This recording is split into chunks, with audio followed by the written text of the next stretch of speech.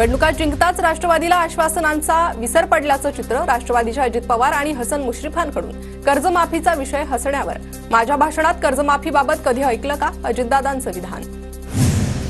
उद्धव ठाकरे माझे मित्र होते ते माझे शत्रू नाहीत, आता राज ठाकरे मित्र आहेत पण राजकारणात काहीही पक्क नसतं, एका मुलाखतीत मुख्यमंत्री देवेंद्र फडणवीसांचं वक्तव्य। महाराष्ट्रात मला बदल्याचं राज्य करायचं नाही तर बदल घडवणारं राजकारण करायचंय, नागपुरातील उद्धव ठाकरेंच्या भेटीवर मुख्यमंत्री फडणवीसांची प्रतिक्रिया। हिंदू राष्ट्रासाठी पाऊल टाकायला हवं, केंद्र सरकार पाऊल टाकत आहे, आम्ही मिनी पाकिस्तानात निवडणूक लढतो, भाजपचे आमदार सुरेश खाडेंचं वक्तव्य। बीड आणि परभणी घटनेप्रकरणी धाराशिवमध्ये आज सर्वपक्षीय जनआक्रोश मोर्चा, संभाजीराजे छत्रपती जरांगे पाटील, सुरेश धस, जितेंद्र आव्हाड उपस्थित राहणार। संतोष देशमुख आणि परभणी येथील सोमनाथ सूर्यवंशी यांच्या हत्येप्रकरणी आज वाशिममध्ये सर्वपक्षीय सर्वधर्मीय महामुक मोर्चा, संतोष देशमुखांचे भाऊ धनंजय देशमुख आणि पुत्र विराज देशमुख उपस्थित राहणार। बीड हत्या प्रकरणात धनंजय मुंडेंचा दुरान्वय संबंध आहे की नाही हे अजित पवारांना तपासानंतर कळेलच, आता दावे नको, भाजपा आमदार सुरेश धसांचा अजित पवारांना सल्ला। बीड प्रकरणात कुणाचेही लाड होऊ देणार नाही, कुणापर्यंतही धागेदोरे पोहोचले तरी माफी नाही, अजित पवारांचा इशारा। वाल्मिक कराड खंडणी प्रकरणातून 302च्या गुन्ह्यात येतील, जेलमध्ये जाण्याआधी वाल्मिक कराड 302चे आरोपी असतील, सुरेश धस यांचं वक्तव्य। मला राष्ट्रवादीतून बाहेर काढायला मुन्नीच कारणीभूत, भाजपा आमदार सुरेश धस यांचा गौप्यस्फोट। खंडणी प्रकरणी आरोपी विष्णू साठेला न्यायालयीन कोठडी, पण संतोष देशमुख हत्या प्रकरणात विष्णू साठेला अटक करण्याची केस कोर्टाकडून एसआयटीला परवानगी, आज पुन्हा साठेला केस कोर्टात हजर करणार। वाल्मिक कराडला वाचवण्यासाठी धनंजय मुंडेंचं षडयंत्र, समाज म्हणून मी मोर्चात सहभागी, यात जातीवाद कसला, न्यायासाठी मागे हटणार नाही, देशमुख हत्या प्रकरणावरून जरांगे आक्रमक।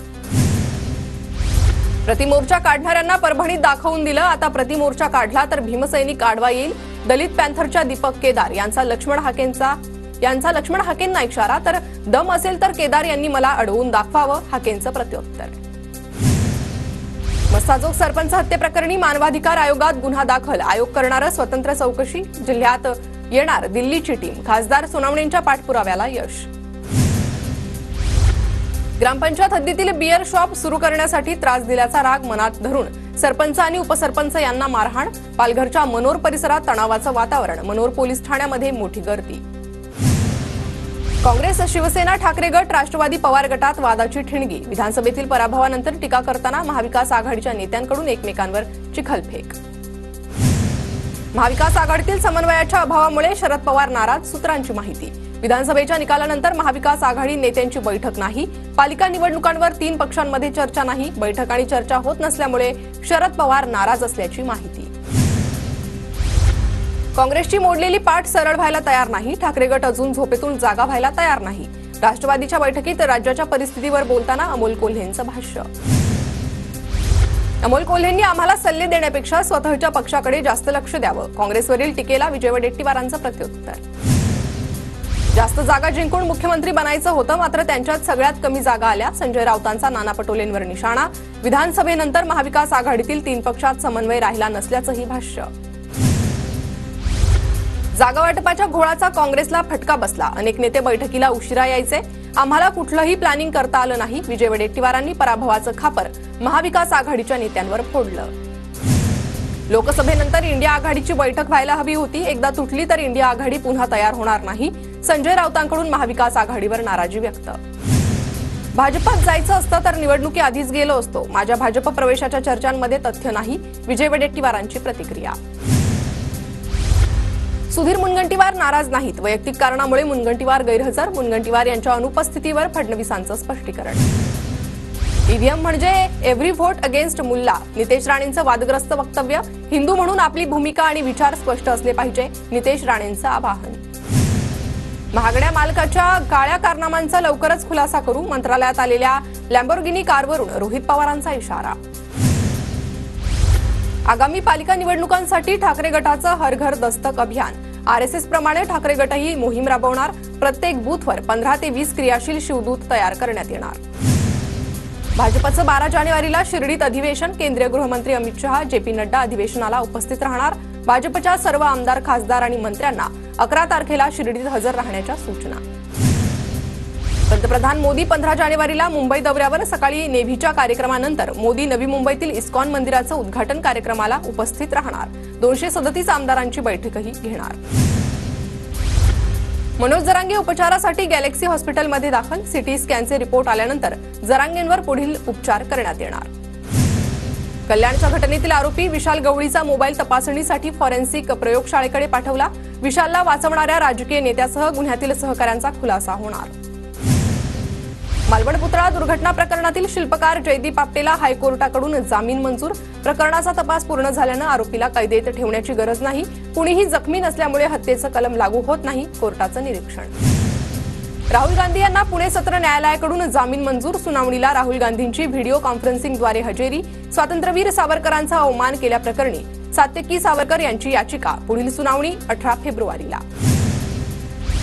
बुलढाण्यात केस गळतीच्या आजाराचा संसर्ग वाढला. भोनगाव येथील मोरखडे कुटुंबातील 3 जणांना टक्कल, तर शेगाव तालुक्यातील बोंड गावात इलामे कुटुंबातील 5 जणांना टक्कल.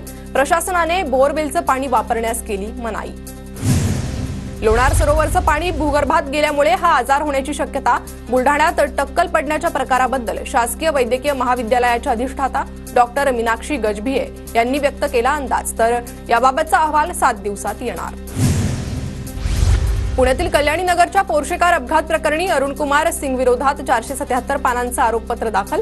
अल्पवयीन मुलाच्या रक्ताचे नमुने बदलल्याप्रकरणी आरोपपत्र दाखल. बाळासाहेब ठाकरे राष्ट्रीय स्मारकाचा पहिला टप्पा पूर्ण. 7 ते 8 महिन्यात दुसरा टप्पा पूर्ण होणार असल्याची उद्धव ठाकरेंची माहिती. उद्धव ठाकरेंकडून बाळासाहेब ठाकरे राष्ट्रीय स्मारकाच्या कामाची पाहणी. 23 जानेवारी 2026 पर्यंत स्मारकाचं काम पूर्ण करणार, उद्धव ठाकरेंची माहिती. पुण्यातील राजगडमधील विविध पक्ष आणि संघटनेच्या कार्यकर्त्यांचा भाजपमध्ये पक्षप्रवेश. भाजपचे तालुका अध्यक्ष राजू रेणुसेंच्या नेतृत्वात पक्षप्रवेशानं तालुक्यात भाजपची ताकद वाढणार. काळूबाई देवीच्या यात्रेसाठी भोर प्रशासन सज्ज. यात्रेच्या पार्श्वभूमीवर प्रशासनाच्या सर्व विभागाकडून आढावा बैठक. मांढरदेवी घाट रस्ता वाहनांसाठी सुरक्षित केला असल्याची माहिती. HMPV रुग्णांच्या वाढत्या संख्येच्या पार्श्वभूमीवर राज्यात 3 ठिकाणी संशोधन केंद्रांची उभारणी. पुण्यातील राष्ट्रीय विषाणू विज्ञान संस्थेचाही यात समावेश. उद्या मध्य आणि पश्चिम रेल्वे मार्गावर मेगा ब्लॉक. सिग्नल यंत्रणा आणि ओव्हरहेड उपकरणांच्या देखभालीच्या कामांसाठी घेण्यात येणार ब्लॉक. जानेवारी फेब्रुवारीमध्ये दिवा कोपर दरम्यान वाहतूक ब्लॉक असणार. दिवा आणि वसई रोड स्थानकांदरम्यान अप आणि डाऊन मार्गावर तुळ्या उभारण्यात येणार. त्यामुळे दिवा वसई रोडवरील रेल्वे गाड्या रद्द करणार. अनधिकृत बांधकामांवर मालमत्ता कराच्या 200% दंड आकारण्याची तरतूद. त्यानुसार तोडक कारवाई दरम्यान दंड आकारण्याचे मुंबई पालिकेचे निर्देश. तर मार्च अखेरपर्यंत अनधिकृत बांधकामांवर कारवाई करा, अतिरिक्त पालिका आयुक्तांचे आदेश. मीरा भाईंदर महानगरपालिका आयुक्त संजय काटकरांकडून शालेय विद्यार्थ्यांना स्वच्छतेचे धडे. मीरा रोडमधील RBK शाळेतून उपक्रमाला सुरुवात. वसईत बंदुकीचा धाक दाखवून सराफा दुकानात दरोडा. 50 तोळे सोन्याची चोरी झाल्याची माहिती. चोरीची घटना CCTVत कैद. जळगावच्या चाळीसगावातील डोळ्याच्या धर्मार्थ दवाखान्याची दयनीय अवस्था.